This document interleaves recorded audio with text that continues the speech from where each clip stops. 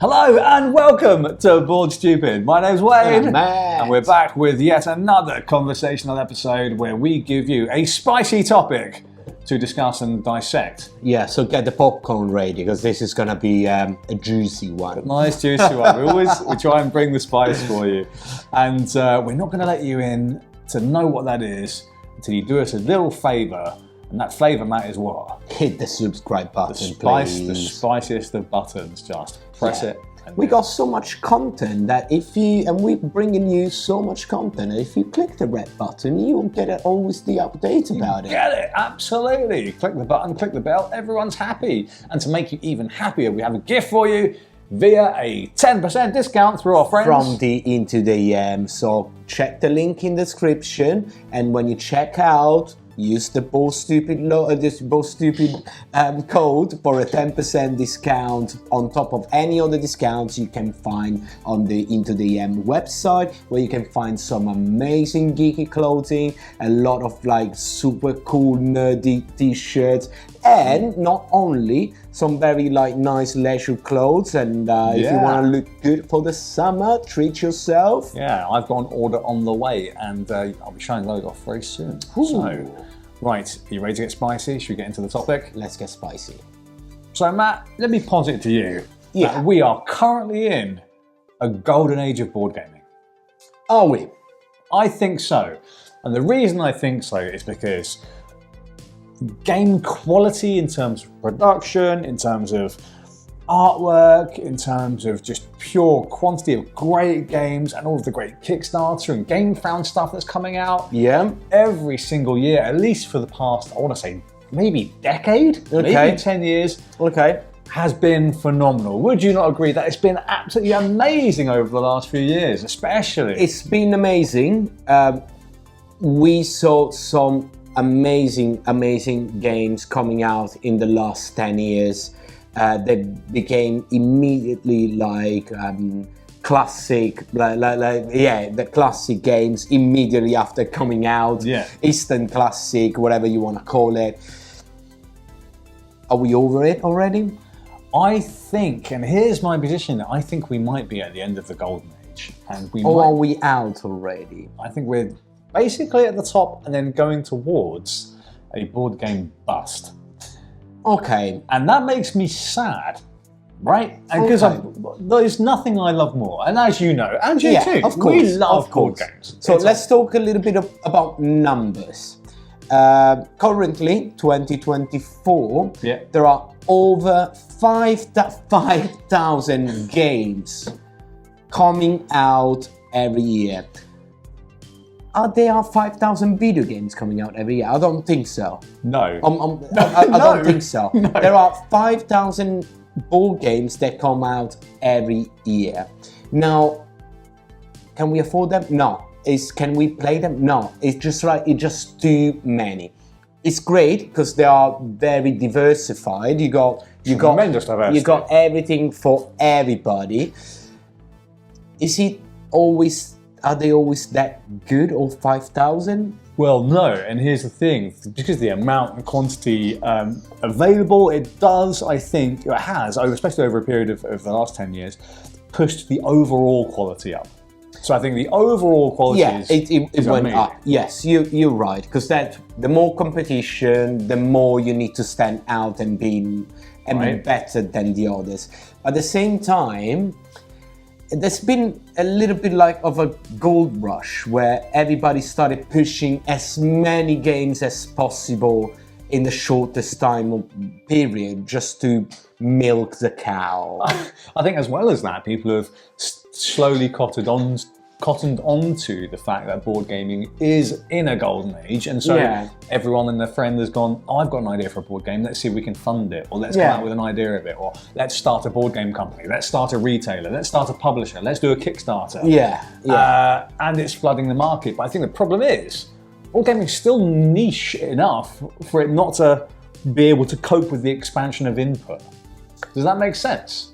Where I feel like if board gaming is this bubble, and then it's being flooded with so much input, the bubble's gonna. It's not getting any bigger. The bubble. No. The amount of people that like board games is grown, It's not grown as quickly as I think as the amount of input coming into it. Okay, have you found more of your non-board gaming friends in the last 5-6 years that actually got into the hobby? No, and we're loving it because we were there, and then now we got 5,000 games to choose from. Yes. But what about a newcomer? Like, I don't know. And it's no different. It's easier than ever to get into board gaming. Than ever. You've got the rules are amazing. You've got great breadth and variety. Yeah, I think when it is. it's like, oh, what game do I like? I don't know. There's too many. I know, but the classics are always going to be available. Yeah, that's true. That's true. Your Ticket to Ride, and now your Cascades, your modern, Azul, etc., etc. And that's the stuff you're going to find in things like your Waterstones or whatever. But you make a good point, right? Because I've got my friends that I really like, and I'll play board games with them, and they really enjoy the board games. They go away from my house and they never play another board game. But I'll meet up again, and they'll be like, "Wayne, are you going to bring me some great board games? We really love the board games that you bring, and we love to play them." Yeah. And then they go home, and they never play a board game. So that means that the people, the community getting larger and larger, just because, like, if you're a board gamer 20 years ago, most likely you're still a board gamer. Probably, yeah. And you can start your board game journey, like, at a later stage. But then it's too many games for this bubble community. Of people. Yeah, absolutely. Yeah. And like with 5,000 or so games being released every year, I think that also includes expansions, but it doesn't matter. I mean, it's thousands of games. Yeah. Not all, sorry, but with a lot of great quality. Yeah. Not all. But yeah, not all. With a lot of great quality, but you can't play them all. And, and there's no doubt going to be some, I suppose, victims of having great design, having great production, but maybe not great marketing, that would have spent a load of money. We saw it. And then suddenly, we'll do poorly and suffer. The other problems of these 5,000 plus games every year is that you got those few big publishers that eating out like 30% of that cake, isn't it? Yeah, they'll take that chunk of the cake. That makes it more difficult. So now with the Kickstarter game funds and all that stuff, it's more accessible for an indie publisher to bring to the market their own idea, but at the same time they get eaten up by the new shiny game. New big miniatures game by a big company that's going to come out. Yeah, exactly. And so they won't. And so it's not that. It's more accessible, but doesn't mean that it's easier. No, because it's then harder to stand out, right? So you might want to get into the market, you might have a great idea, but how are you going to stand out among the 5,000 other competitors without having tons and tons of money for your marketing, which is going to cost you significantly more capital than the creation of the game? Especially because we know it very well, because we know a few indie publisher and we follow them through that journey to actually bring their idea to life, and it costs to them a lot of money, a lot of time, blood and sweat, and it's then difficult to get it back because then they are one in those 5,000. And here's the thing, it has to be a passion project, because this isn't an industry, from the people that we've spoken to over UK Games Expo and beyond, where you make millions of pounds. It's not an industry where you make millions of dollars. It's not. It's for the rare few. It's not. The very rare few. Yeah. But for the most people, you might make some money here and there, but you're not making big bank. I mean, with this channel, we're making millions every month. Bank, mate. Bam, bam. Wait, where are you putting that money? I ain't seeing it. No, it is again, because we go back to that concept that is a bubble, is a niche market, and I think if you oversaturate that niche market, people just getting others too much. Fatigue, mate. Fatigue. Yeah, you got fatigue. Yeah, that's the right term. Yeah. So, are we already in that fatigue? Is it already that golden age? Is it over now? Is it? I think that the Kickstarter golden age has finished. I think that's done. That was a couple of years ago, maybe. That is done, and we kind of going toward the end of the golden age for the user consumer, the retail, the retailer, yeah. Board game stuff. And it's sad because we had the last, as you say, the last 10 years has been like, woo! Yeah, it's been a wild ride.